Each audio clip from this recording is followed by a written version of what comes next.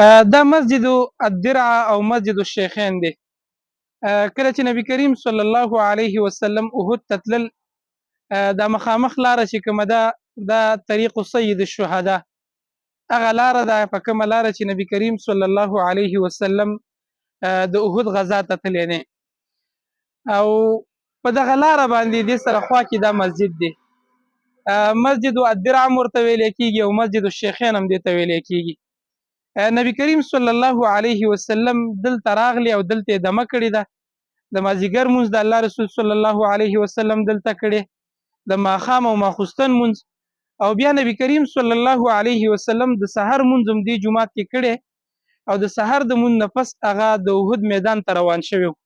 نو دا هغه مسجد دی، دننه یې سیم تاسو ته ښایو، مسجد الشیخین او مسجد الدرع دې ته ویلی کېږي. راځئ. السلام علیکم.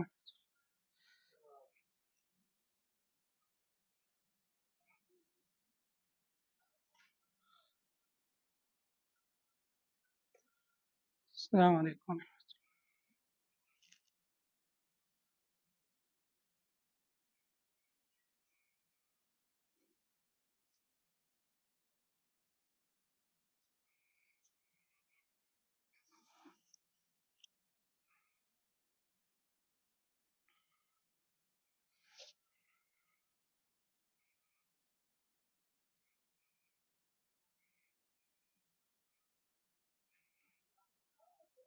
داسې ویلی کېږي چې نبی کریم صلی الله علیه وسلم هغه مشهوره غزا د غزوه خندق کې چې کوم کنلې، او د تاریخ کتابونه هم دا خبره لیکي، او دلته هم دا ملګري وایي چې هغه هم د دې مسجده پورې داسې کنستلی شوی و.